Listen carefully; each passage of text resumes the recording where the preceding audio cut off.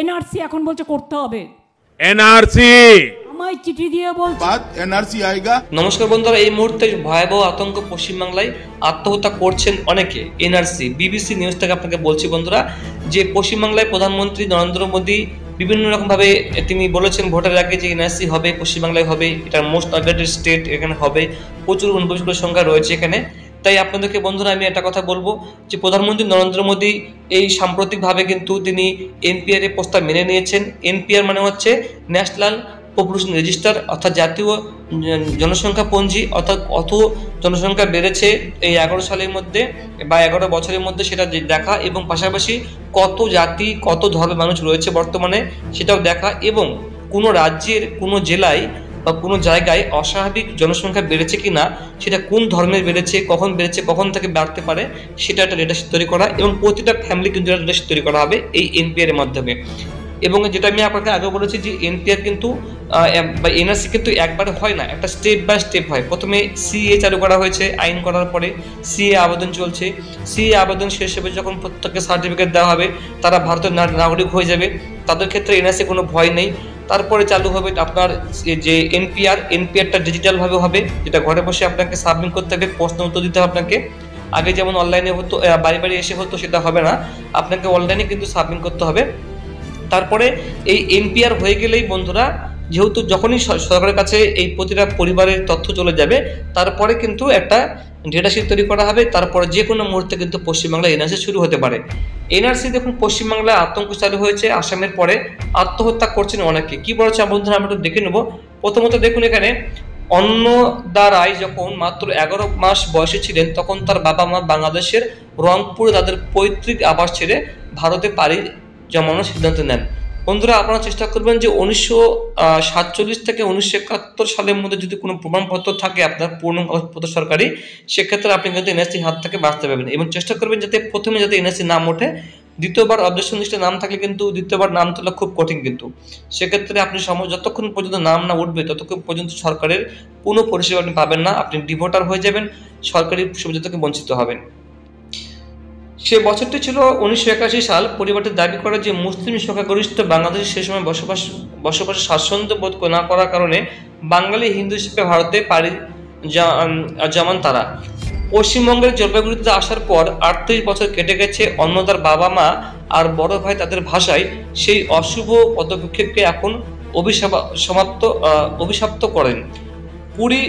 20 September বাড়ি থেকে কাছে একটি রেল ক্রসিং এর পিলারে ঝুলন্ত অবস্থায় পাওয়া যায় অন্নদার মরদেহ। ভারতে 3 দশক বসবাসের পরও নাগরিকত্ব প্রমাণের কোনো নথি জোগাড় করতে না পারে হতাশ এবং দুঃখ ভারাক্রান্ত হয়ে আত্মহত্যার সিদ্ধান্ত নেন এই হতভাগ্য মানুষটি। দেখুন বন্ধুরা, 20 সেপ্টেম্বর বাড়ি থেকে একটি রেল ক্রসিং এর পিলারে ঝুলন্ত অবস্থায় পাওয়া যায় মরদেহ। ভারতে 3 দশক থেকে বা 30 বছর থাকার পরও নাগরিকত্ব প্রমাণ করতে পারেননি। 38 বছর কিন্তু কেটে গেছে। এবার আসি আমরা, যখন থেকে আসামে অবৈধ নাগরিক শনাক্তের প্রক্রিয়া শুরু হয়েছে তখন থেকে আমাদের পরিবার প্রতিনিয়ত আতঙ্কের মধ্যে রয়েছে। যদিও আমাদের ভারতে ভোট দেওয়ার অধিকার রয়েছে, আমাদের কখনো কোনো জমি কিংবা কোনো নথি ছিল না। ইনি অন্নদা বেশ চিন্তিত ছিল এবং বলতো যে আমাদের হয়তো বাংলাদেশে পাঠিয়ে দেওয়া হবে, বলেন বড় ভাই দক্ষতা রায়। কিছুদিন পরে অন্নদার গ্রাম থেকে প্রায় 590 কিলোমিটার দক্ষিণে আরেকজন লোক রাতে খাবার সময় তার স্ত্রীকে বলেন, বাবার জমির মালিকানার দলিল পুনরুদ্ধার করতে পারেনি, আমাদেরকে হয়তো গ্রেপ্তার করে বন্দি শিবিরে রাখা হবে। শুধু ওই দলিলে একমাত্র কোনো বানান ভুল ছাড়া পারিবারিক উপাধির উল্লেখ থাকার সম্ভাবনা আছে। 36 বছর বয়সী কামাল হোসেন মণ্ডল পেশায় ইট ভাটার একজন শ্রমিক। উত্তর 24 পরগনার জেলার সোলাদানা গ্রামে বাস করতেন তিনি। 1947 এবং 1971 সালে এই জেলাতে বাংলাদেশ থেকে বহু হিন্দু এবং মুসলিম অভিবাসী এসে আশ্রয় নিয়েছে। মিস্টার কামাল গর্বের সাথে নিজেকে একজন ইউটিউবের সংবাদ আসক্ত হিসেবে তিনি করতেন। নিজের সদ্য কেনা স্মার্টফোনে সংবাদ দেখতেন তিনি। এনআরসির সম্ভাব্যতা নিয়ে একের পর এক সংবাদ তাকে এত বেশি হতাশ করে তোলে যে পরদিন সকালে আত্মহত্যা করেন তিনি। পুলিশের কাছে তার করা অভিযোগে এমনটা জানান তার পরিবারের সদস্যরা। কামালের পূর্বপুরুষরাও একই গ্রামে বাস করত, তবে তার বাবা তাদের সর্বশেষ জমিটুকু বিক্রি করতে দেওয়ার পর তিনি তিন ছেলের কাছে স্থানান্তর প্রমাণ আর কোনো নথি অবশিষ্ট থাকেনি।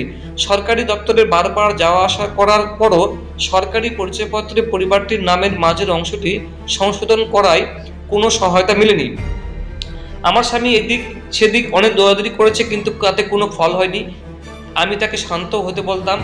ভারতে আমরা সুরক্ষিত বলে তাকে বোঝানোর চেষ্টা করেছি, কিন্তু সে কিছুতেই শুনতে চাইতো না।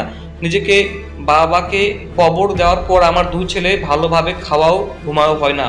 তাই ছোট ছেলের দিকে স্থির দৃষ্টিতে তাকিয়ে তাকে থেকে ফুপিয়ে কাঁদতে কাঁদতে আমাকে এসব বলেছিল 27 বছর বয়সী কোহিনুর নাহার, মানে সেও মারা গেছে এক কথায়। এনআরসি নিয়ে উদ্বিগ্ন পশ্চিমবঙ্গের কবি সাহিত্যিকরা। এনআরসি নিয়ে অমিত শাহকে কি বলেন মমতা? এনআরসি আতঙ্ক, পুরনো নথির খোঁজে শয়ে শয়ে মানুষ কলকাতায়, মানে পুরনো নথিপত্র 1947 পর থেকে খোঁজা হচ্ছে। আসামের নাগরিক পঞ্জি থেকে বাদ 19 লক্ষ মানুষ, অর্থাৎ এনআরসি থেকে বাদ গেছে 19 লক্ষ মানুষ। আসাম এনআরসি বাংলাদেশের জন্য কতটা উদ্বেগ। রাজ্যকে অবৈধ নাগরিক মুক্ত করার লক্ষ্যে উত্তর পূর্বাঞ্চলীয় আসাম রাজ্যের 19 লাখ মানুষের নাগরিকত্ব সম্প্রতি বাতিল করা হয়েছে। সেটা আপনারা বন্ধুরা আগের থেকে শুনেছেন। আতঙ্ক ও উদ্বেগ। পার্শ্ববর্তী রাজ্য পশ্চিমবঙ্গে আতঙ্ক চোখে পড়ার মতো। আসামে এনআরসি হওয়ার পর থেকে পশ্চিমবাংলায় এখনো পর্যন্ত বন্ধুরা 2024 সাল পর্যন্ত কিন্তু মানুষের মধ্যে আতঙ্ক রয়েছে। তারা এখনো পর্যন্ত ডকুমেন্ট খুঁজতে পারছে না, বুঝতে পারছে না কি করবে তারা। তো বন্ধুরা পরবর্তীতে আপনাকে আমি জানাবো, আরো আপডেট রয়েছে। এটা ভিডিও বড় হয়ে যাবে, সঙ্গে থাকবেন বন্ধুরা। আতঙ্ক এনআরসি অনেক কথা রয়েছে বন্ধুরা। Thank you so much.